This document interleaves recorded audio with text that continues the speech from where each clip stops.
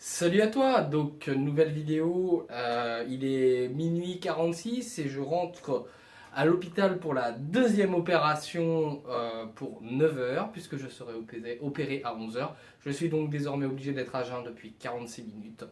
Donc je te fais cette petite vidéo pour plusieurs points, te parler brièvement de mon état d'esprit, de ma préparation et aussi de ce que j'ai fait aujourd'hui, etc. Ça peut te donner des idées peut-être si tu as passé par cette case-là au niveau de l'abdominoplastie, etc. Donc comme tu le sais, j'ai eu la première opération d'abdominoplastie le 12 juin 2017 avec une cicatrice allant en gros par rapport à mes hanches de chaque côté. Et désormais, il est temps de partir sur les côtés et d'aller jusqu'au dos, a priori, si j'ai bien compris que ça va se passer comme ça, donc les flancs, pour rattraper ce qu'on appelle les oreilles et de la peau au niveau de derrière. Donc, concrètement, j'y vais de façon plus sereine que pour la première opération qui était déjà plus lourde que celle que je vais avoir demain. On va pas se mentir.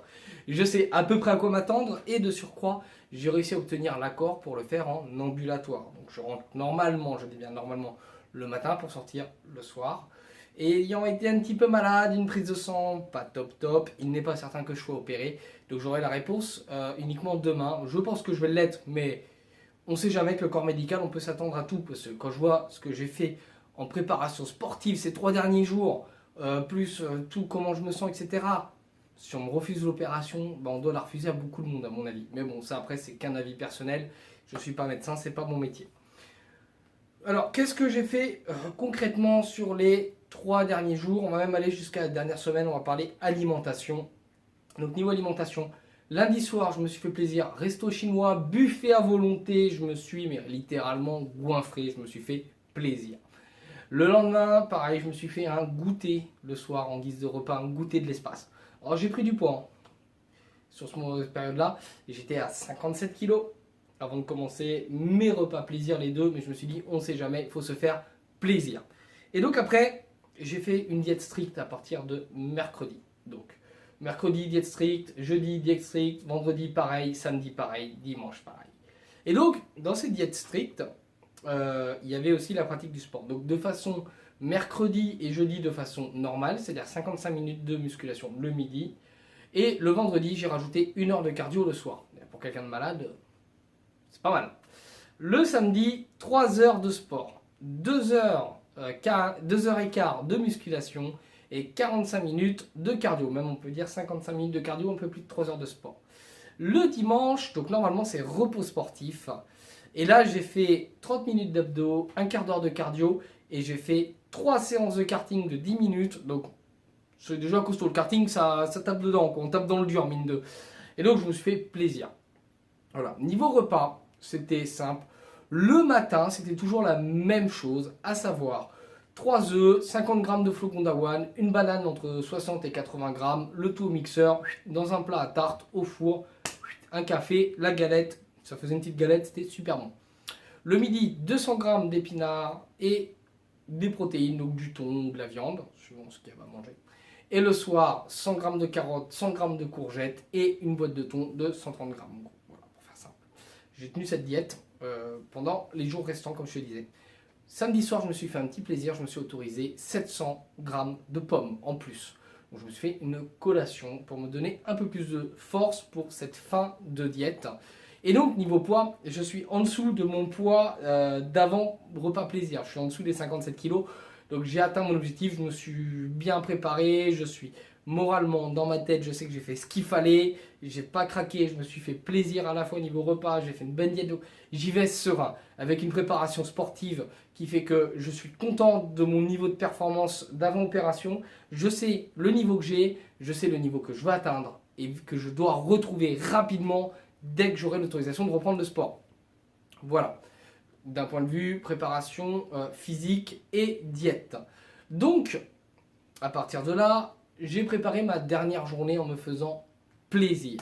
C'est-à-dire des activités plaisir. Comme je t'ai dit, j'ai fait du karting. Après le soir, c'était un apéro dînatoire avec les amis. Alors, bon, compte tenu de ma diète, je leur ai expliqué à l'avance que je ne pourrais pas manger comme eux. Et donc, je me suis apporté mes petits légumes et ma boîte de thon exceptionnellement. J'ai fait un repas différent, mais j'ai passé du temps avec mes amis.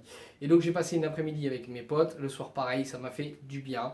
Et hier matin, j'étais avec mon petit frère pendant 3 heures. C'est pareil, ça m'a fait du bien. Un petit peu de Facebook, un petit peu de YouTube, quelques messages, des SMS avec d'autres amis, de la famille et tout ça. Ça m'a aidé. Voilà. Excuse-moi. À force de parler, je suis un peu sec et je peux pas boire.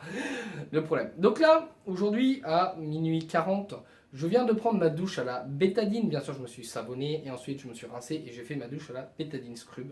Donc c'est de la tête aux pieds et c'est une façon de désinfecter le corps pour l'opération. Je devrais répéter l'opération demain matin au réveil.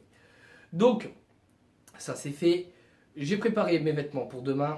Donc les sous-vêtements, les vêtements, tout ça, tout ce qui en suit, je te passe les détails. Je pense que ça ne t'intéresse que moyennement. Et je vais te montrer la préparation de ma valise parce que j'ai essayé d'anticiper les choses au cas où. Et voilà. Parce que je pense que ça peut être utile par contre. Et je fais aussi, grâce à ça, le retour sur l'expérience d'avant. C'est parti, on se retrouve pour la valise. La petite valise, comme tu peux le voir. Alors, je ne me prends pas la tête, hein, je filme vraiment à l'arrache. Mais bon, il est tard et je ne voudrais pas me coucher trop tard. J'y ai mis, en premier lieu, accessible sans cadenas.